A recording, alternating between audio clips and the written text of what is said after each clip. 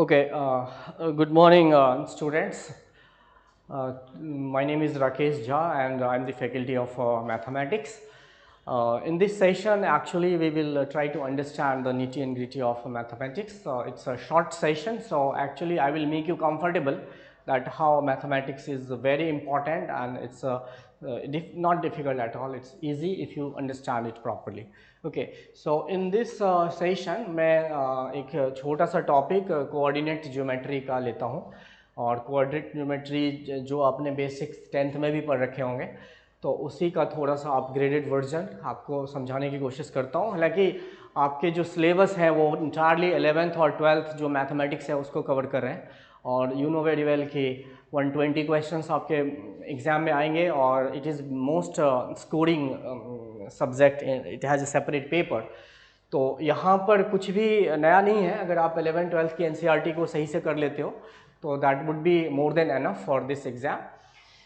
तो हम इस कोऑर्डिनेट ज्योमेट्री के बारे में थोड़ा सा पढ़ते हैं। इसमें आपको स्ट्रेट लाइंस और equations of straight lines and coordinates plus conic section का जो सेक्शन है वो आएगा, जैसे कि सर्कल के अलावा इलिप्स, पैराबोला, हाइपरबोला और ये सारी चीज़ें आएंगी। तो हमें कोऑर्डिनेट ज्योमेट्री के बेसिक कॉन्सेप्ट को समझना है।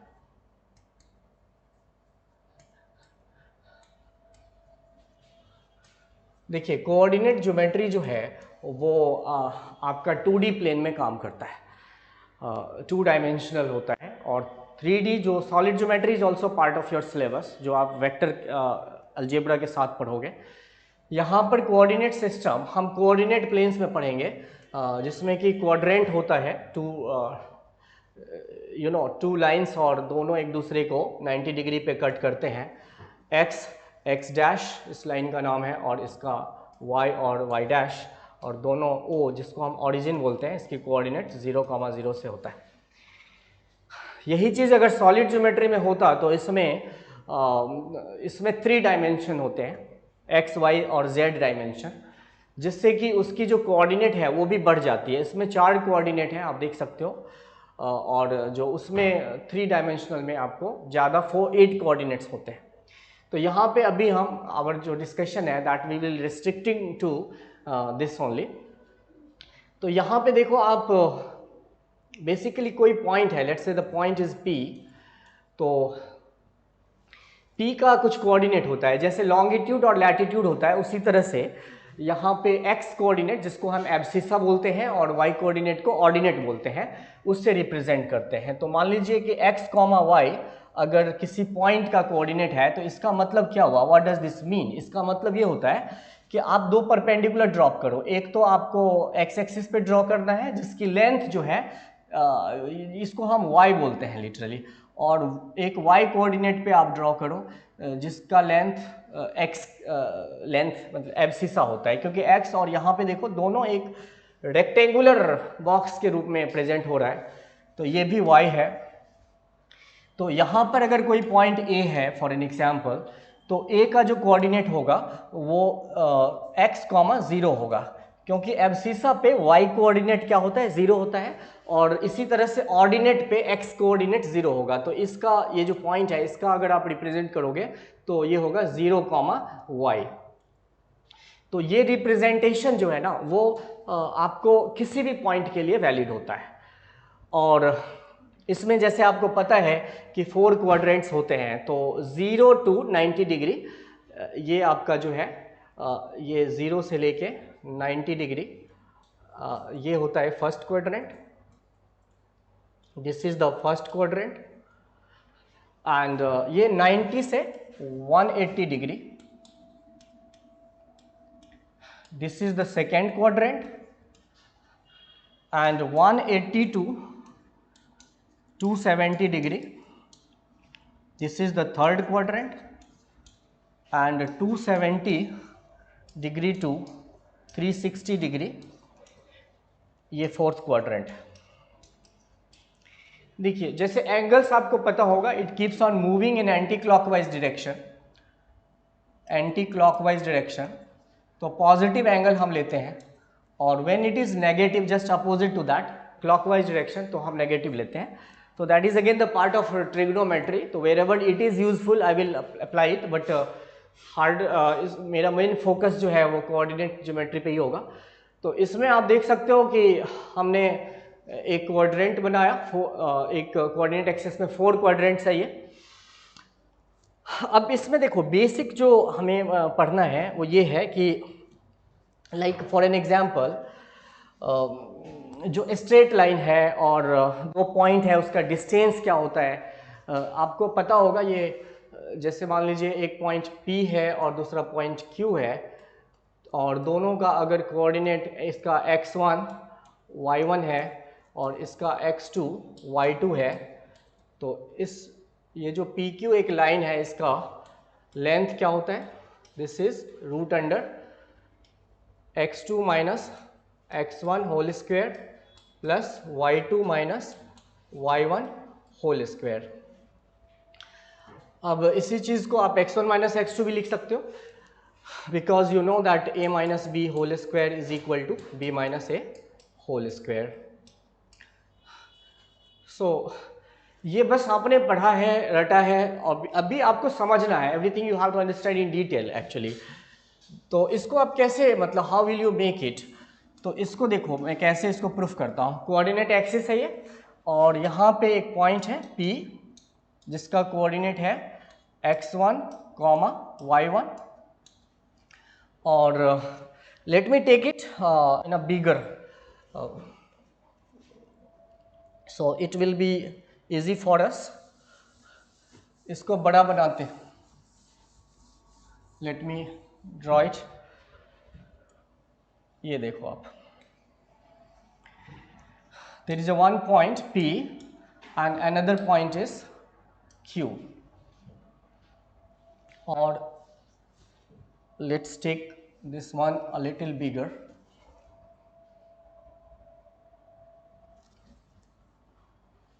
Okay, this is P and here it is Q. The coordinate of Q is x2 comma y2 and the coordinate of P is x1 comma y1. If you join this PQ, this is what we have to find. So just draw the perpendicular here and here also perpendicular. So as you know, this length is y1 and this length is x1. This is x, x dash, y, y dash. Okay. Now similarly draw the perpendicular from Q on x-axis. So what will you find here? This entire length, let's say this is A, this is a B, and here you will find this length is y2, and here if you extend this, so let's say this point is C. So what is there basically in this right angle triangle PQ, and let it be R, we have to get the values of PR and we have to get the values of QR, and then use this hypotenuse, PQ being hypotenuse, so use Pythagoras theorem, and that is PQ square, and that is nothing but PR squared plus QR square. Okay, so this is how we will get PQ root under this. But how to get this length from here to here? So QB is nothing but y2, and if you talk about QR, so for QR can be written as entire length QB minus RB. So what is the distance of RB? RB is nothing but y1 here, because y1 and here, this distance and this distance both are equal, right? So this length and this length both are equal, so it is y1. So it would be QR is QB y2 minus y1. So this length is y2 minus y1. In a similarly, you will get this length from here to here. This length is nothing but x2. So you are getting CR is x2, and you have CP. CP is nothing but x1. So this length PR will be nothing but x2 minus x1. And here we go, we got the formula. So PR is nothing but x2 minus x1 whole square plus QR is y2 minus y1 whole square, and it would be under root if you want to take PQ. So this is all about the distance formula. So in a similar way, we can prove everything whatever is coming as a theorem. So now moving to the next. Once we are talking like section formula, also similarly we can prove it. So once we are talking about straight lines, or let's say slope, because slope is very, very important. So what is slope? This is if you find any line, any straight line, this is the straight line, and this straight line is making some angle with x-axis, and this be theta. So the theta, tangent of this theta, that is tan theta, that is m, and that is known as slope basically. So m is nothing but slope. And what is slope? Slope is the tangent of the angle made with the anti-clockwise direction with the x-axis of any straight line. So tangent is not restricted to simply a straight line. Basically, if you take any curve and if you find a tangent, so you have to draw a line lying on that curve, and that curve will intersect the x-axis. That x-axis will make some angle in the positive direction, and that tan theta of that angle is slope. So just for an example, this is, let's say, curve of any shape, and if you want a tangent at any point, for an example this point, तो आपको क्या करना है, इस point पे एक tangent draw करो. और टेंजेंट देखो, टेंजेंट एक it's not a simple concept. Tangent एक बड़ा सा कॉन्सेप्ट है जिसको मैं इलेबोरेट करूंगा अभी. तो आप ये देखो कि ये लाइन है, इसका मुझे क्या निकालना है, स्लोप निकालना है, एम निकालना है. तो एम क्या होता है, टेन थीटा होता है. तो टेन और थीटा, ये एंगल लेट से 30 डिग्री है, तो you will take tan 30 degree, और दैट इज इक्वल टू 1/√3. तो यहाँ पर टेंजेंट का पहले तो कॉन्सेप्ट समझते हैं कि टेंजेंट होता क्या है. जैसे मान लीजिए एक सर्कल है, तो सर्कल में आप किसी भी पॉइंट पे अगर एक लाइन ड्रॉ करते हो जिससे कि इस पॉइंट को टच करते हुए बाहर जाती है, क्योंकि अगर ये लाइन अंदर से जाएगी तो इसको हम टेंजेंट नहीं बोलते हैं, इसको क्या बोलते हैं, सीकेंट बोलते हैं. और ये क्या है, टेंजेंट है.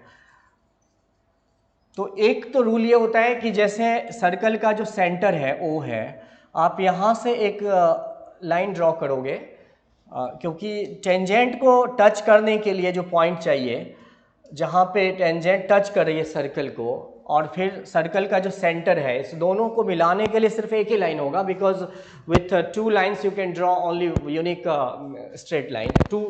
विथ 2 पॉइंट्स सिर्फ एक ही आप लाइन ड्रॉ कर सकते हो, तो ये 90 डिग्री का एंगल बनता है. तो ये तो इजीली आपको समझ में आ गया कि ये टेंजेंट है. लेकिन मान लो एक इलिप्स है, या पैराबोला है, या हाइपरबोला है, या कोई भी जो है जिगजैग फिगर है, कोई कर्व है, वहाँ पे अगर किसी पॉइंट पे टेंजेंट ड्रॉ करना है तो आप कैसे ड्रॉ करोगे. तो इसके लिए टेंजेंट को समझना जरूरी है कि what is tangent all over. Tangent देखो एक लाइन है जो टच करती है उसके एक सिंगल पॉइंट को। तो जिस किसी भी पॉइंट को हमें उस पर टेंजेंट ड्रॉ करना है तो उसके एक नेबरिंग पॉइंट आप ले लो, both sides, left hand side और right hand side, like we do in case of limits, left hand limit और राइट हैंड लिमिट। आप लेफ्ट और राइट किसी भी तरफ ले सकते हो आप, और फिर आप लाइन ड्रॉ करो।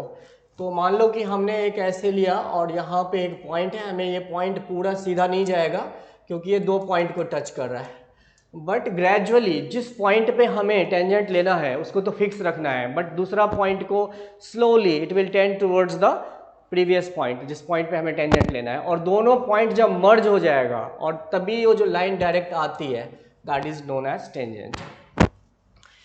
तो टेंजेंट में जो सबसे इंपॉर्टेंट होता है वो ये होता है कि जो स्लोप आप निकालते हो किसी भी दो पॉइंट का, जैसे मान लीजिए ये P पॉइंट है जिसका कोऑर्डिनेट x1, y1 है और Q का क्या है x2, y2 है, तो slope will be nothing but y2 minus y1 upon x2 minus x1। अब ये कैसे आया इसका भी प्रूफ है, इसको भी हम प्रूफ कर सकते हैं और बहुत ही इजीली प्रूफ कर सकते हैं। जिस तरह से हमने डिस्टेंस फार्मूला को प्रूफ किया है उसी तरह से इसको भी कर सकते हैं।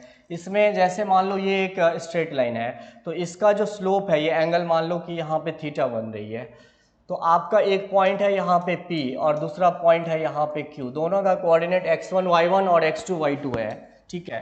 अब इसी तरीके से जैसे हमने परपेंडिकुलर ड्रॉप किया था पीछे, यहाँ भी परपेंडिकुलर ड्रॉप करते हैं, ठीक है, और उसके बाद आप यहाँ पे ये लाइन लेते हो।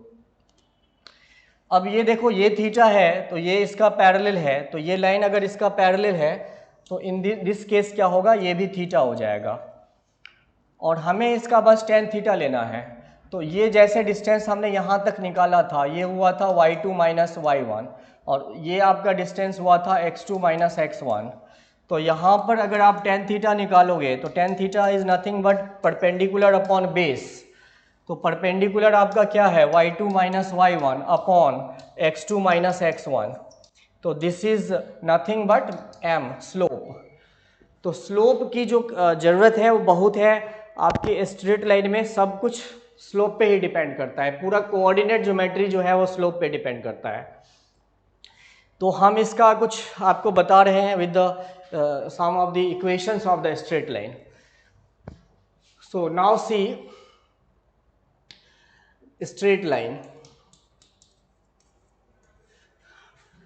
So equations of straight line.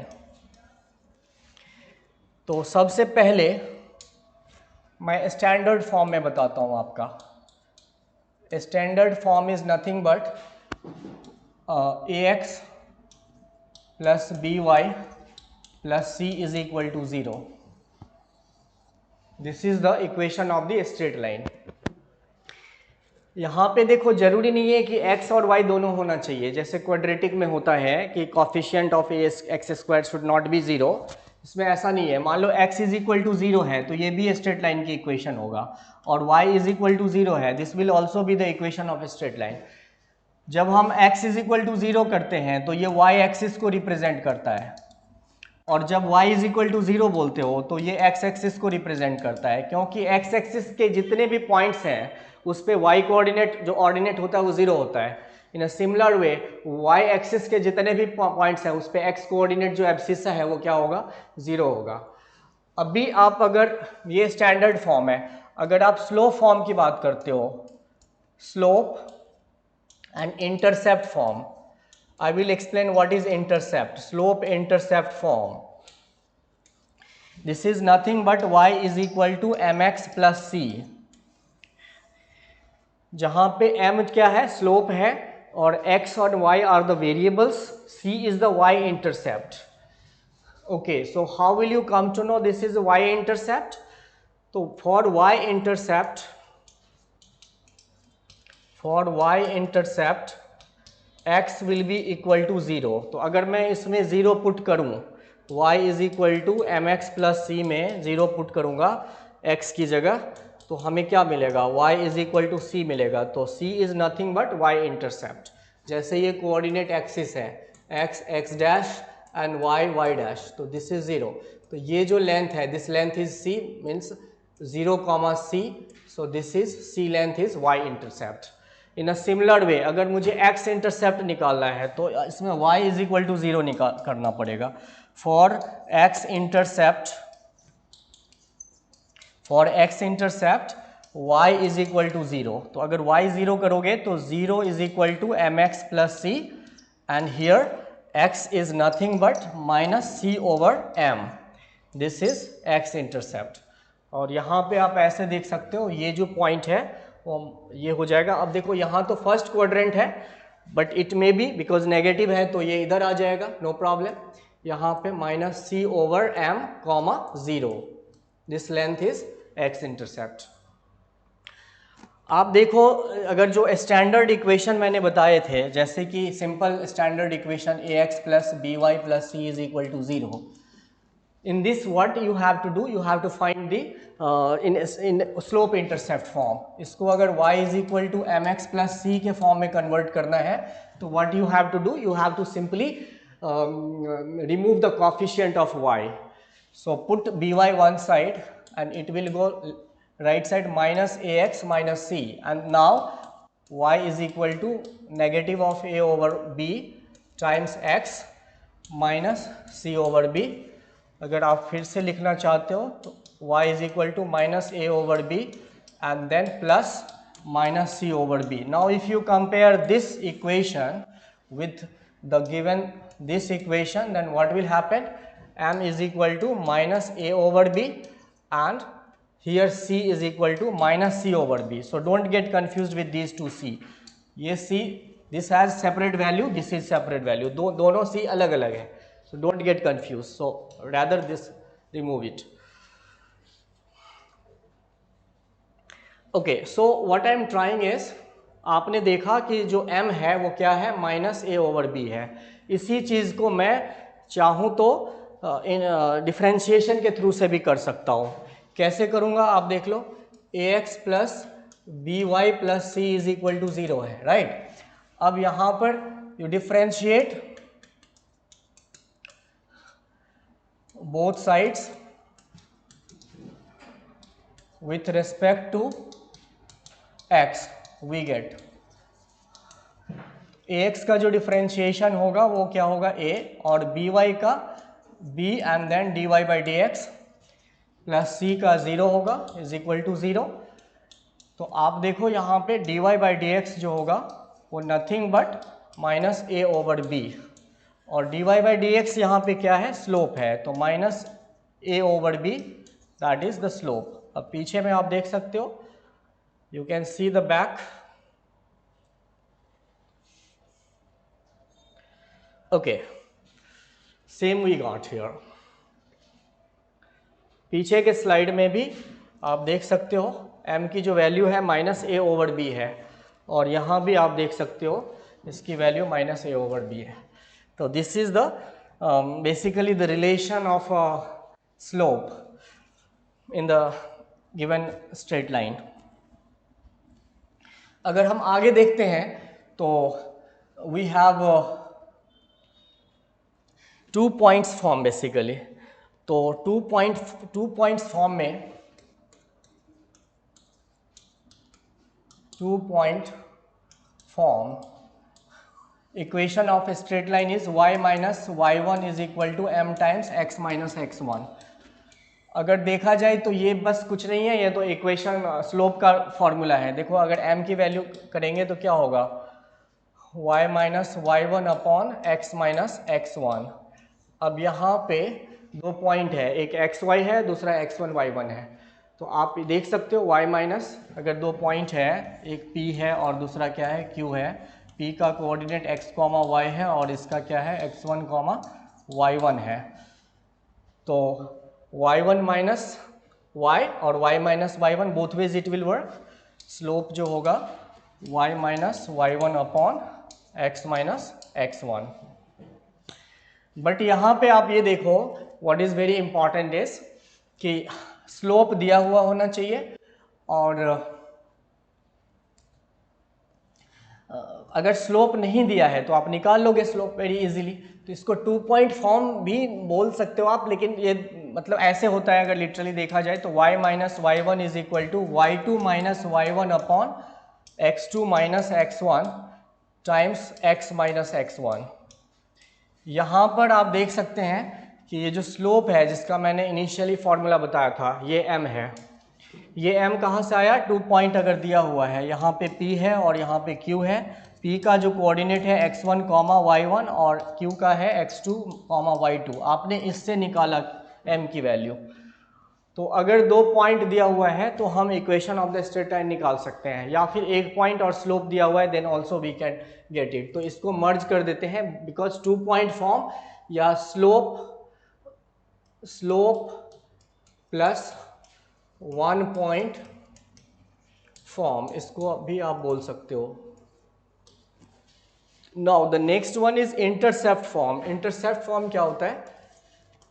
जैसे कोई इक्वेशन है, मान लो a है, इसकी कोऑर्डिनेट है a, 0 और b है, इसका है 0, b। तो इस इक्वेशन के स्ट्रेट लाइन की इक्वेशन होगी x over a plus y over b is equal to 1, जहाँ पे a और b क्या है? x intercept and y intercept. Because if for finding x intercept आपको क्या करना है? y की वैल्यू 0 रखोगे तो x की वैल्यू 1 हो जाएगी, a हो जाएगी।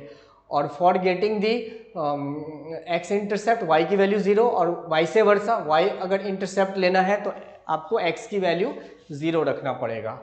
तो आप देख सकते हो यहाँ पे जो इंटरसेप्ट फॉर्म है इसका इक्वेशन मैंने बताया x over a plus y over b is equal to 1। अगर मैं इसका एलसीएम लेता हूँ तो ए बी एलसीएम होगा bx plus a y is equal to 1 और bx plus a y is equal to a b. अब मैं चाहूँ तो इसको किसी भी फॉर्म में कन्वर्ट कर सकता हूँ, स्टैंडर्ड फॉर्म में भी कन्वर्ट कर सकता हूँ और स्लोप इंटरसेप्ट फॉर्म में भी कन्वर्ट कर सकता हूँ। आप देख लो स्टैंडर्ड फॉर्म में ऐसे होगा bx plus a y minus a b is equal to 0, जो आपने किया था ax plus b y plus c is equal to 0। अब इसमें और इसमें दोनों के जो फॉर्म है वो सेम है। अगर मुझे y इंटरसेप्ट चाहिए या x और स्लोप फॉर्म में चाहिए तो what we will do, we will actually y को तो सबसे पहले हम कॉफिशिएंट फ्री करेंगे और bx और ab को उस तरफ ले जाएंगे, then it would be in the form of y is equal to mx plus c। So this is how we can do it. So thank you all of you, and we will continue the same in the next class. Thank you very much.